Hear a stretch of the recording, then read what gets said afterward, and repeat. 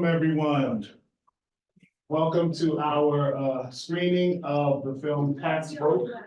And we are fortunate to have with us today at Towson University three dynamic individuals who are sharing their work with us. We've got Ms. Taya Graham, Mr. Stephen Janice, and the legendary Ms. Jane Miller. They're all here with us. We are going to screen their latest film and then have a wonderful panel discussion about the film. I'm going to ask them to come up for a moment just to greet us and just introduce the film, and then we will get into the viewing, then we'll have our conversation. So, Start with me. Hi, my name is Taya Graham. I'm a senior investigative reporter at the Real News Network. I'm the producer of this documentary, and I shot about 50% of the buildings you're going to see on that screen.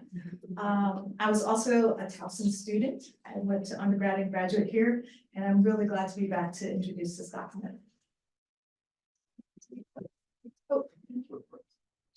I'm Jane Miller. I'm formerly the chief investigative reporter at WBAL Television, now host a radio show.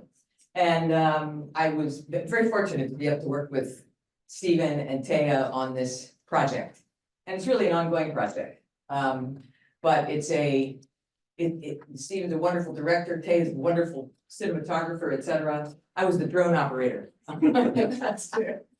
At any rate, we hope to have a really robust conversation because there's a lot in this 57 minutes, so. Absolutely. We're good. Well, enjoy the film, we'll talk later. What's the class? African American politics and public administration. Okay, okay. thank you all so much for joining us. That was to say the least, a thought-provoking film. And I just, there's so many questions that I have. I'm sure the students have questions, so I'm going to just start with opening it up to the students to ask whatever is on their mind, and then I have a few questions. My colleagues may have some questions. Questions, reactions.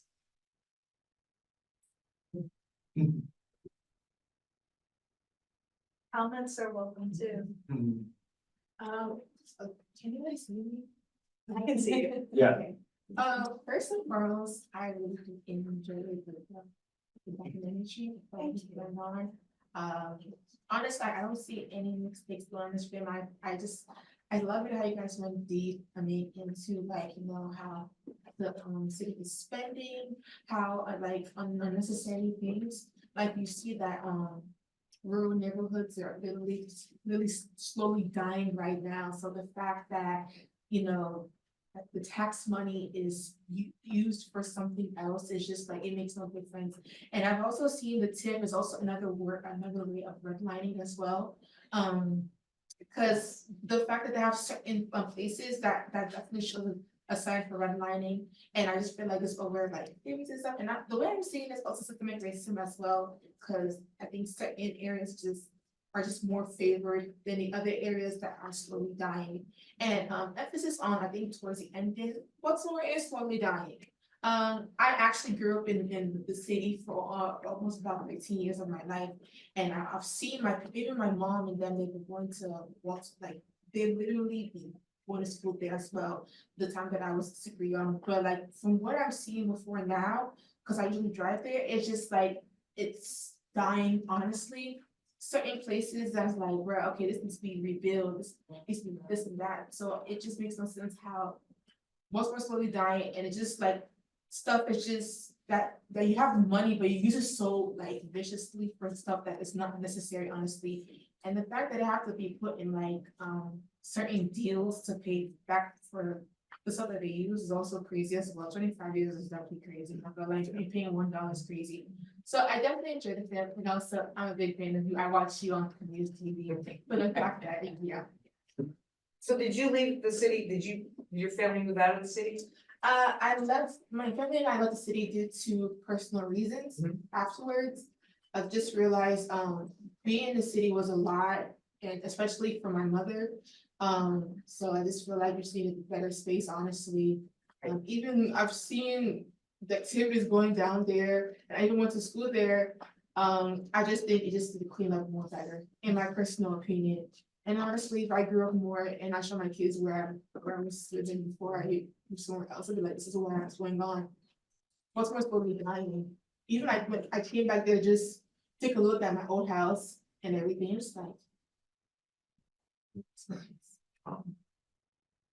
Thank you for sharing that. Other questions or comments? I think that the film was very interesting, especially because I'm not from the area, I am from DC, so seeing this occur. I'm thinking, oh, it's just gentrification, especially being from DC.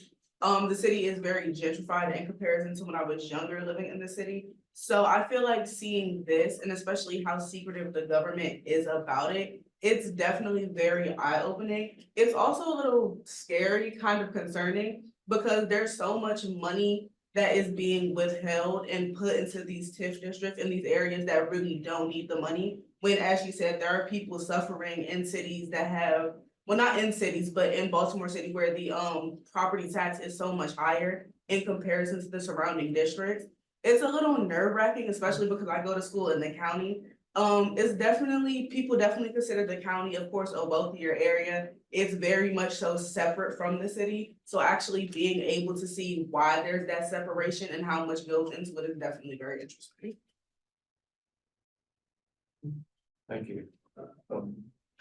I think the distinction highlighted between like other counties, like Howard County and cities like Ellicott City and Columbia, that was very important to be emphasized because it shows the disparity that Baltimore County faces as a whole and how it was mentioned that the population rate is actively decreasing and it has been for a long amount of time. And the fact that they don't do anything, like she said, it's scary, it's nerve-wracking because you see that the system is sabotaging itself from the inside out. So why are you not taking action to stop the disparities or stop the inequities?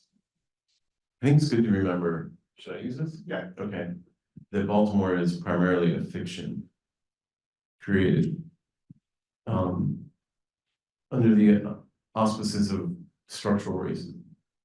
There is no real Baltimore City and Baltimore County. They are integrated communities, interdependent, intertwined. But the people who created many of the bad systems in this state over its history created Baltimore as a fiction to exploit. And there's no other way to put it, really. And so all the people who live in Baltimore City who are not developers or have no access to tax breaks are basically getting ripped off. And it's sad because Baltimore, we live in a wonderful neighborhood full of wonderful people, and their policy, decisions that have been made for generations are going to continually rip off these people. And I'm sure your professors talk about this, but this is the epitome of neoliberal policy where you privatize what should be public investments in public good and allow people to profit off them. And that's what's so, why I made the film a little more emotional. Because to me, as a person who's lived there, I feel it's an underlying injustice, not just, TIF is not, it's a very interesting sounding acronym and it sounds, sort of anodyne or whatever, but it really is a story about how to, take advantage of inequality. So I know it sounds boring, TIF, pilot, who cares? But, well, anyway, go ahead, sorry, I talked too much. No, not at all. I'm actually, I was sort of curious because I thought your comments were so great. And I was thinking to myself, even as I was watching, what possible remedies you might see, what possible solutions that you might see, or do you think that a TIF can be used in a beneficial way? So while you were talking, I was having a brief flash of a fantasy of thinking, wait a second, what would it look like if TIFs were given to a neighborhood of homeowners?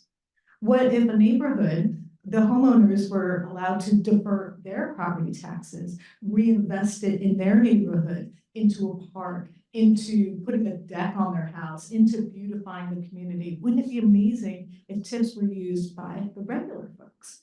And I was thinking, God, that's such a radical idea. There's no way that could happen, but wasn't Councilwoman Ramos taking a look at the idea that TIFs might be able to be used on a smaller scale? I think Mayor Scott proposed a plan where they create an entire TIF district out of a lot of abandoned housing. So there has been some discussion of But that. who would But do that development?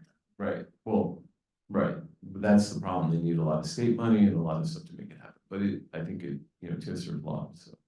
To say the least, but I would be very curious to know if you think we're gonna be trapped in this cycle of TIFs, because it seems as if developers refuse to build now because they know everyone else got a TIF. So why can't they? So, they're pretty insistent on getting those credits. So I'm just curious. Just so you know, that TIFs are just one tax break, and pilots are extremely prevalent now too, so.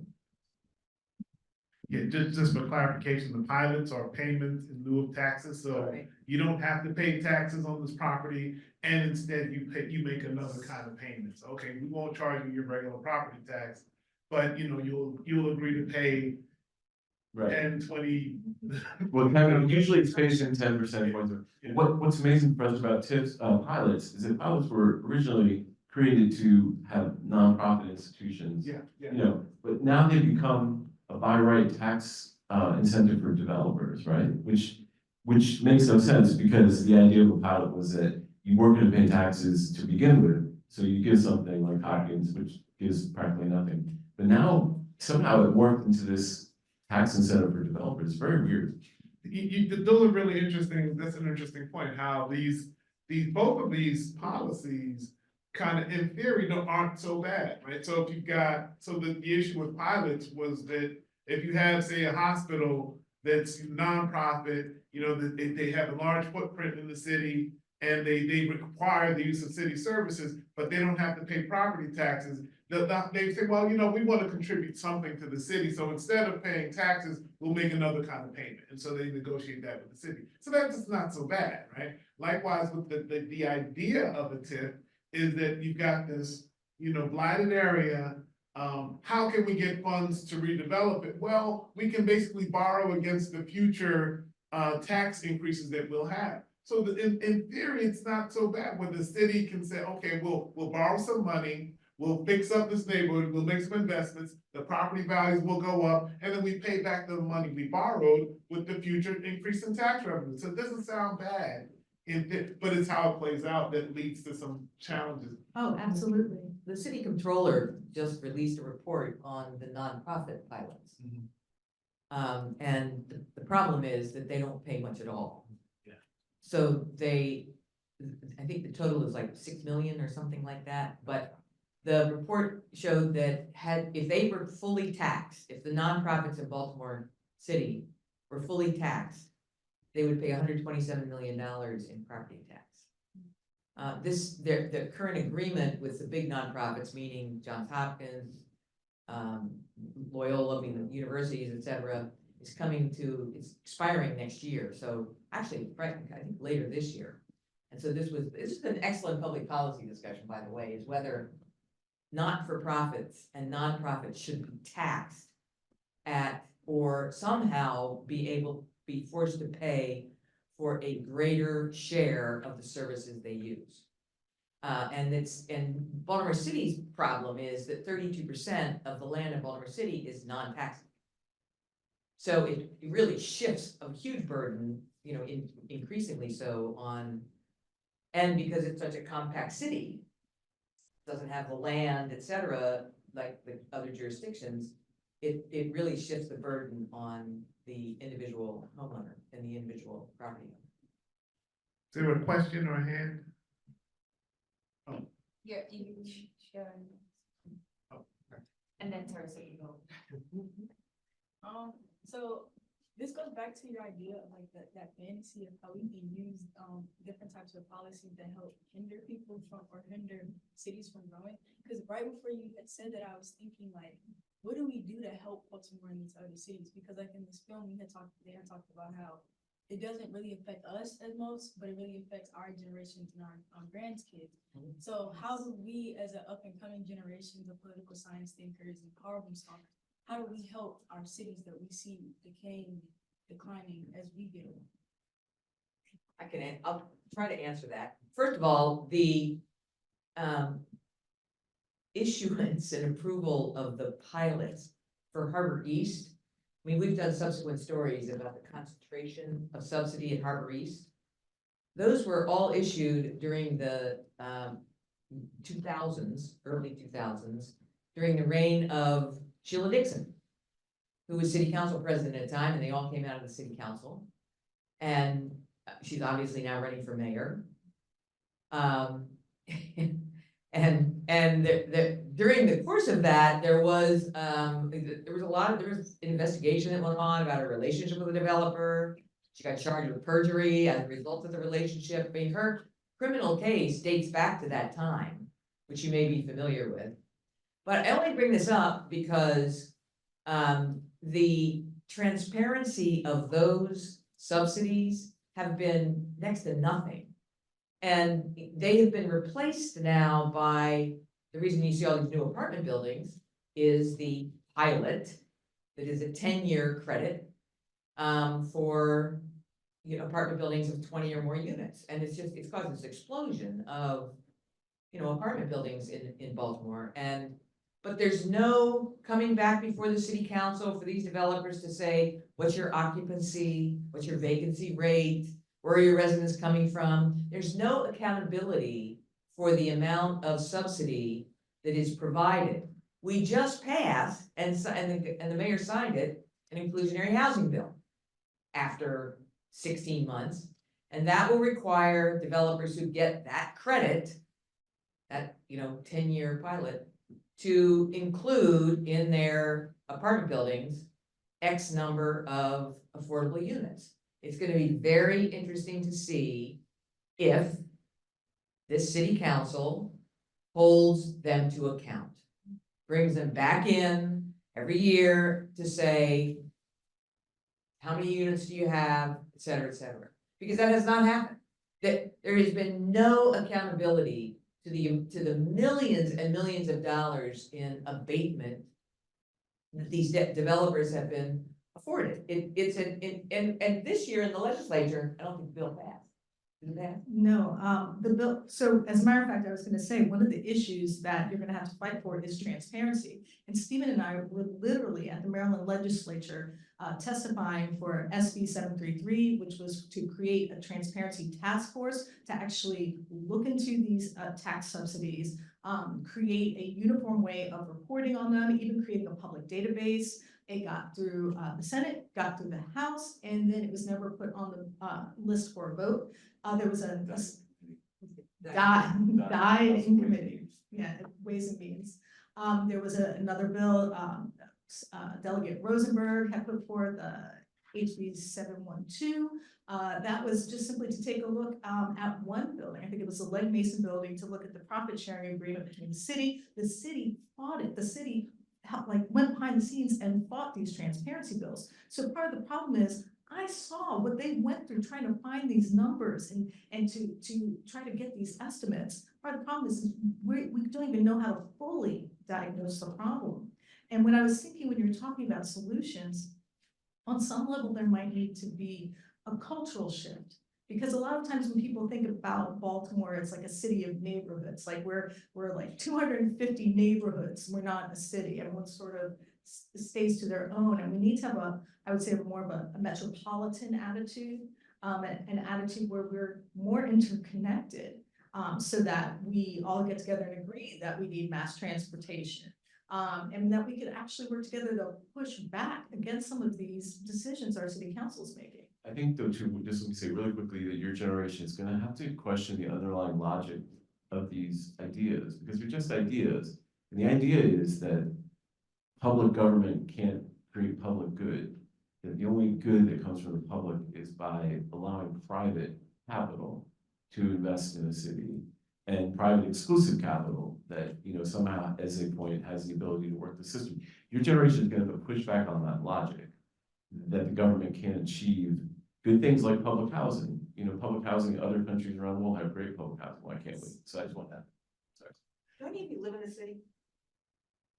Not anymore. Okay, I own a condo in Baltimore, but I'm not here. gotcha. Question? So my question was, in your research, because I do live in some what I've noticed in those areas is that, in the redevelopment areas that you talked about, Atlas restaurants seem to be locked in step. And I Yeah. noticed that they didn't come up anywhere in your research.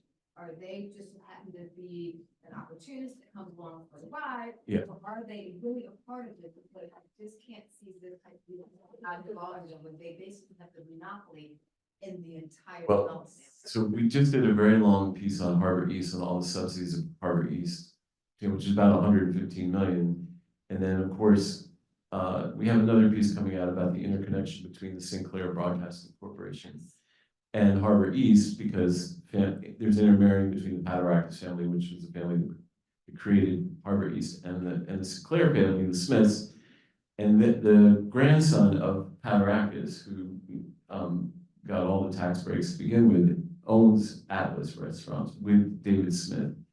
So yes, there's tremendous amount of, I mean, they have 11 restaurants there, which probably, you know, yes, good food. I mean, but it just shows how much those tax subsidies have helped, I believe. And we will be coming out with a follow-up piece on that. There's no question that John Padarakis, who's the baker, I mean, he owned H&S Bakery, died several years ago. I mean, that tax break, I covered it when it was in the Baltimore City Council in the 90s, when they were discussing this hotel deal. And, I mean, they approved, just think about it, 25 years. He wrote one check for $25 in 2002 to pay his taxes for the next 25 years on that hotel. And that's, I mean, just think about that. There hasn't been anything like that since, although there are 5 or 6 other buildings that he built there that also have very lucrative payment in lieu of tax agreements. Lake Mason Building being one of them. The Four Seasons, he couldn't get one. But instead he's got 2 other credits called the Brownfields credit and an enterprise zone credit on it. And so, I mean, it's the most subsidized, I don't know how much square feet it is there, but it's an incredibly subsidized plot of land About 28. in one of the most valuable pieces of property in the country. Can I It's just on the water. clarify what the Brownsville credit is? And it's, as you were listing, you know, you were saying how the TIP in theory is good, how a pilot in theory is good. Well, Brownsville credit in theory is good. It's a credit you're given so that you can do environmental remediation in areas that have been degraded or contaminated by chromium or whatever issue. But instead, there was a Brownsville credit of around, I think, $10.6 million worth given to the Four Seasons Hotel. And about $6 million of that went to the luxury condos. So picture those luxury condos. What remediation do you think was done?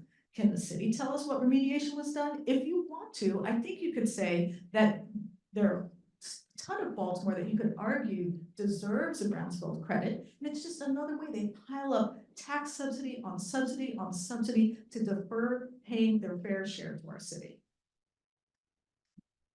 You guys have talked a lot about, I mean, just as we describe these policies, we can see how the motivation to make profit just drives things. I was thinking about with the tips and how, one of the things that always struck me is how, and this happened with Port Covington.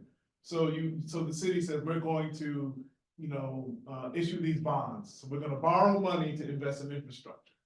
And then the developer turned around and bought some of the bonds. Like the developer is purchasing the bonds, essentially lending money to the city to help with their own project. So they get the benefit of profiting from having, and these bonds are very, you know, the revenue you get from the bonds is like tax-free or whatever. Yeah, So tax-free. so if you got money to buy the bonds, you got money to build the project. So Exactly. and we see those kinds of things where there are incentives, and if you don't say you can't do it, folks will do it. So this is pretty, you know. Yeah, and Michael Beatty did the same thing with Harbor Point. He bought some of the bonds too. Yeah. And it's also good to note that general obligation bonds, which cities issue to build infrastructure, are sometimes 300 basis points cheaper than TIF bonds. So TIF bonds end up taking more out of the city's general fund because they pay higher interest to Wall Street. Yeah. So what, I'm gonna ask you guys, what makes you hopeful in terms of, like, what might work? What makes you hopeful about what can happen in the future? And we got a couple more minutes, and then we have some food out, we have some food. We have the small, you know, reception with just some snacks for you guys, so don't leave. So we'll take a couple more minutes and so. I think one of the things is the questions you're asking make me hopeful. And the fact that people become familiar, I think that a lot of people have no idea about the history of Baltimore and the history of this isolation and the separation and how to fix that. My own theory is that until Baltimore City and Baltimore County become a more unified metropolitan area, neither will succeed. And that over time, I think that will happen. I'm kind of hopeful of that they start to share services, resources, et cetera. You know, the other thing is that if you look at, this is really what's happened in the past 2 weeks with the incident that caused the Key Bridge to collapse, I think has really put in the forefront the tremendous assets that are in the city and in the region, one being the port. I mean, you know, how many times have you heard this week, you know, 9th largest port in the country, largest car carrier, et cetera, all the work that's getting done to get those shipping channels open. There's no question that Baltimore has the city has tremendous assets. And that can form, you know, definitely a source of hope for the future. The fact that David Rubenstein bought the Orioles, to me, is really a hopeful sign. Because here's a guy who is, you know, a billionaire several times over, very successful private investor, private equity firm owner, et cetera. And he sees value in buying that team. And not just the team, but sees value in investing in the city of Baltimore. That gives me hope. But my number one thing is that until we get rid of or mitigate this toxic attitude about the city of Baltimore, that we can't move forward because it discourages investment. We went through 8 years of Larry Hogan using the city of Baltimore as a, you know, the poster child for all the kinds of reasons not to invest there. You know, I think that's the number one thing is to try to get rid of this attitude and this divide between. I think we should take down. It's in the film. The big orange border markers that say Baltimore, just take them out. Why do we do that? Why are we telling people, you know? But I don't think that'll change my car insurance rate, though. Probably not, but you know what? The folks that are on either side of that line are probably paying the same car insurance rate. There's no distinction. Other questions or comments? It's just a comment on, I think that some things you guys said, especially, I think you mentioned, about like, how do we get out of like this loop that we're constantly in? And I think it's interesting because when I look at the city as a whole, like, I think the conversation has always like been, oh, Baltimore is like this battered place where, you know, there's a lot of crime and obviously with like this new development, I think it does add a positivity around the city, but I think when we're looking at it as a whole, we live in a society where it's more of like a fixed system, it's not really broken. And the people that, you know, are getting these tips and these pilots, obviously they're doing something right to get, you know, this funding. And it's like, even the fact that like the government was secretive about the whole, like the whole funding of it all, I think that speaks volumes to the fact that like, they don't want the public to know like what's really going on. And whatever they're doing is benefiting them in their pockets and the overall development of, you know, the city. And, you know, having a place like the Harbor East, it attracts a lot of people, but it's like, at what cost is that? Because we still have cities within the inner community that are struggling, that don't get those funding, that deserve that. But it's like, if you go into the city, you can see that. Like, if you go down York Road, you can see that the digression of, you know, gentrified areas like Towson, and you go straight down and it's like a completely different area, different space. So we all see it, but it's like, who is making those decisions to like make sure that we are providing funding? And something to remember about that's all intentional, you know, that's intentional. That's not like a failure of one community or a success of another. That's from intentional policies. And we have to remember that because you know, the wire and everything's used Baltimore is sort of like, it's a failed city, it's a communal failure. It's not, it was intentionally designed to be that way. I mean, that's where redlining was, and redlining intentionally took all the capital out of the community. So it's just good to remember this. When you see this, you see a story, but it's an intentional story, you know, written by an intentional author. So just something good to remember. Question, so I don't know, if you can about the taxes, so whenever I travel to Baltimore, there are so many speeding cameras for no reason.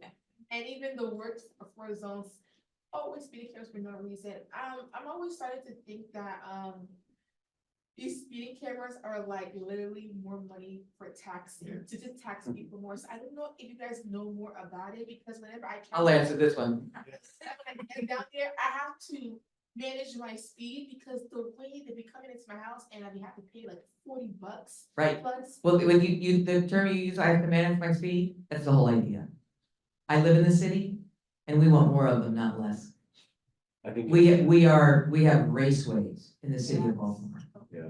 And the whole idea is, if you don't speed, you don't get a ticket. Honestly, we've had, you know, Cars on like the 7 pedestrian fatalities in the first 6 weeks of the year. He was hit by a car the other week. Right, yeah, People so just that's, speeding yeah. crazy. And you know, Baltimore County's adding them too. Baltimore County already passed. They are profitable. And they are, well, yeah, they Well, are. just you know, just a distinction, it's very important.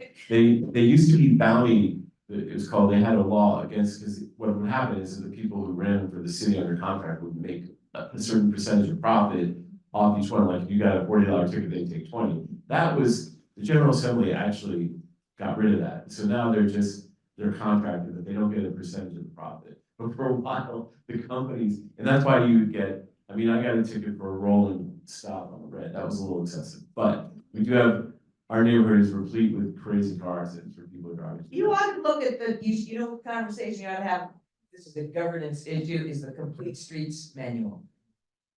Which was passed by the Baltimore City Council in 2018. You can Google it, you'll find it, and to talk about what it intends to do, which is to redesign streets to make safe modes of transportation for cars, pedestrians, and bikes.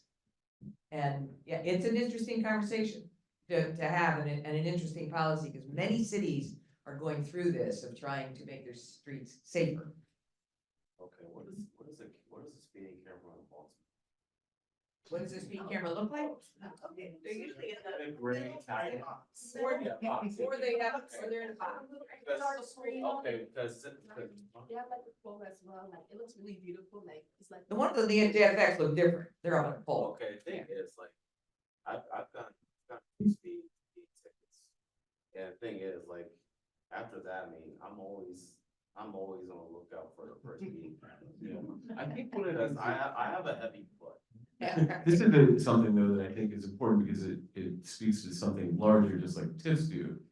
Because Baltimore has been designed to have like speedways in it, which is in conflict with the neighborhoods. You know, the people who engineered it, you know, our street is Belvedere, it's in parallel to Northern Parkway, which is a parkway. And yet people still drive down to Belvedere and go like 80 miles per hour.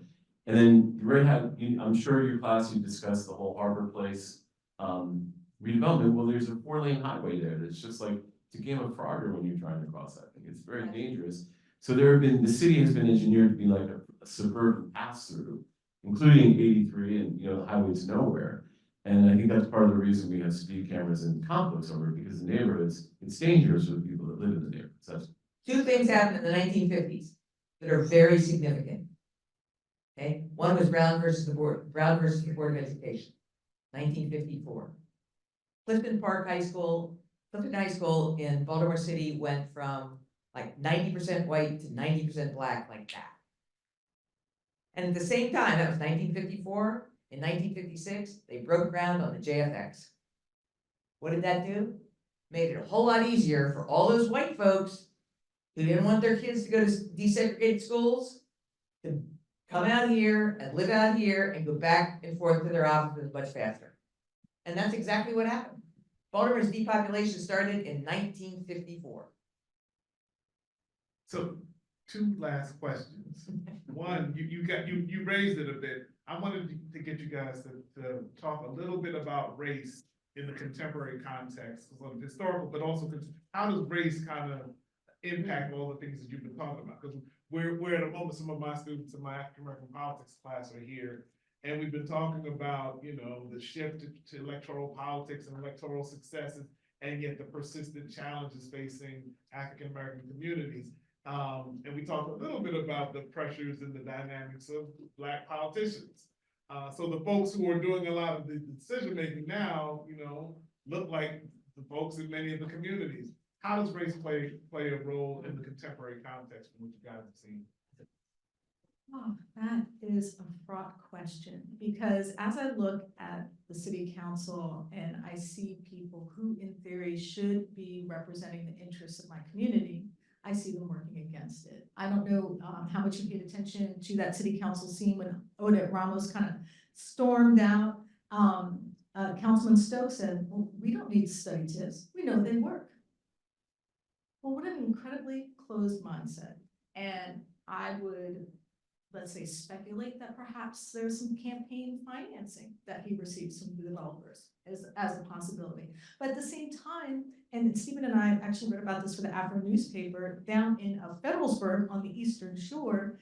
This year, the city of Federalsburg had to issue a formal apology to the African American community because there had not been a single elected official in 200 years that was Black since the founding of that community. It is because they had elections at large, staggered every 2 years, and because there was a slight majority amongst the white community, it meant they could never, ever have an African-American candidate. So they finally divided up into districts, so they're gonna have their first African-American candidate. So when I'm looking at the Eastern Shore, which is apparently just getting out of the 1950s, and then I look at Baltimore City and I see people who should be doing better for us, not doing better.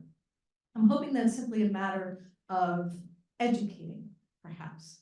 I mean, some people go into politics out of pure ambition, but I think some of them also go in because they have a good idea that they want to make things better. And so somewhere along the way, I think they are poorly educated. I think there's some people that really thought these TIFs, because in theory, they sound good, pilots in theory sound good, but the actual effect that's happening is terrible. And I don't think they realize what they're doing is that they are making the profits private, and they're making us, Baltimore City residents, they're making the risk public. And you know, the capitalists are the ones who are supposed to take the risk, not the residents, because eventually we're the ones on the hook if those bonds don't get paid. It ends up falling back on us. So the one thing I would, because I was thinking about being hopeful, is that your generation is a lot more educated, a lot more skeptical, a lot more politically savvy. And I think you have a more nuanced understanding of how we need to have a bit more of a collectivist energy, that we can't remain a city of 250 neighborhoods, that we really all have to start working together and helping each other. And I think we need that. I think we need to get together more as a city, because there's a lot of isolation, and it doesn't help that Baltimore County is constantly beating up on us as well as the rest of the nation. So we really have to stick together. Last question, and then we can go get some reception food. Do you think it's possible? I was thinking about, you know, some years ago, there was the creation of the Affordable Housing Fund. There's the Baltimore Children and Youth Fund. And so there are examples of folks in the city being able to push for, you know, the allocation of resources towards some other priorities. Do you think it's possible that maybe folks can use these tools towards different ends in the future? So I had a conversation with someone once in Memphis, and they were talking about using a TIP to support community-based organizations towards some kind of community development project. I don't know if they were able to do it, but just that idea, what do you think about the prospects for that? And then if you have any closing remarks, you can go ahead and share. Oh, did you want to? Well, first of all, just with the tip, you have to have something that, you know, creates enough revenue to pay off pay off the bond. I mean, I think that the biggest issue, let me put it this way. I was at an event last week and the president of the Federal Reserve Bank of Richmond spoke.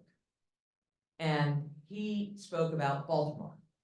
And he said, everywhere he goes in the, eastern region, et cetera, the number one issue is housing. Lack of affordable housing, demand for housing, not enough supply. And he said, Baltimore City is in a unique situation because it has vacant land. And it also has vacant properties. The problem with the vacant properties is that it's extraordinarily expensive to rehabilitate them, and you really don't want to rehabilitate without, having other amenities, et cetera, that are really gonna make a community. But the key to all of this is zoning in many cases. And that's something that really could make your eyes glaze over, but you think Baltimore County, look what's going on up the road, if you've paid attention to this, up York Road at Lutherville Station. So Lutherville Station is a little shopping center, and it's right next to the light rail station. Perfect transit-oriented development, and the resistance there is fierce. People do not want, there's a developer that's proposed to build 400 apartments on that site. With some retail and office, et cetera. And I don't think it'll ever happen. I mean,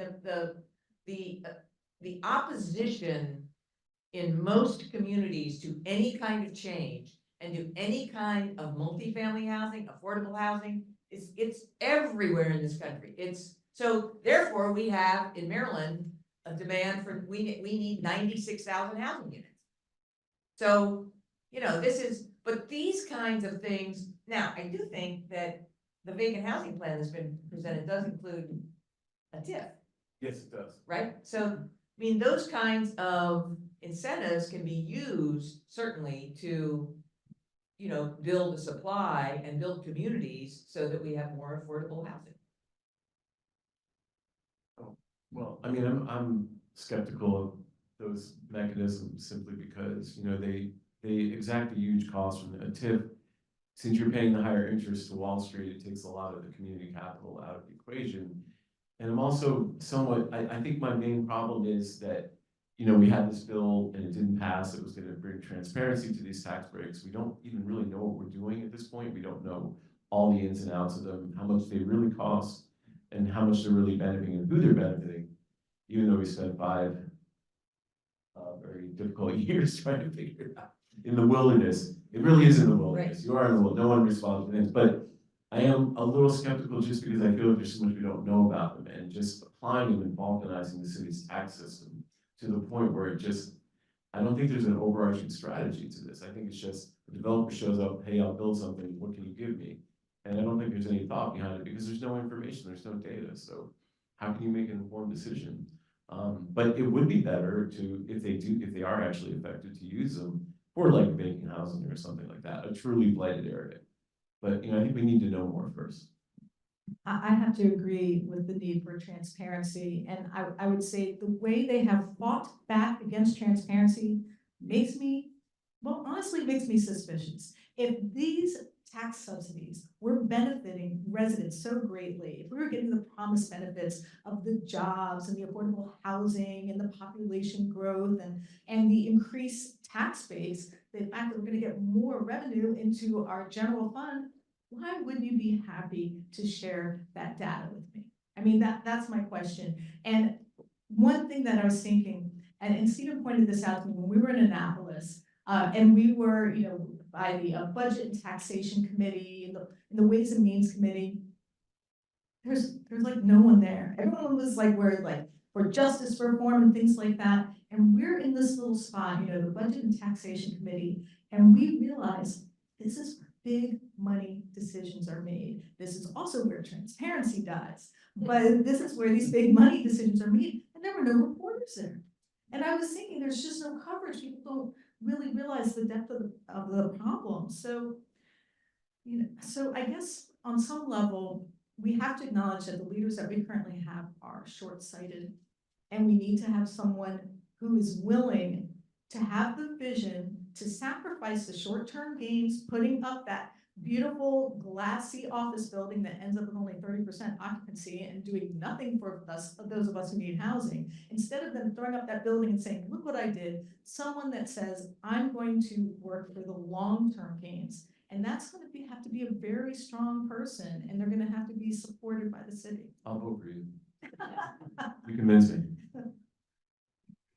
Well, please join me in thanking our guests.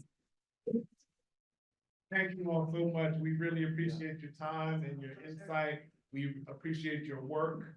And we learned a lot, I think. So thank you, thank you, thank you. It was a pleasure to meet you all. Thank you all.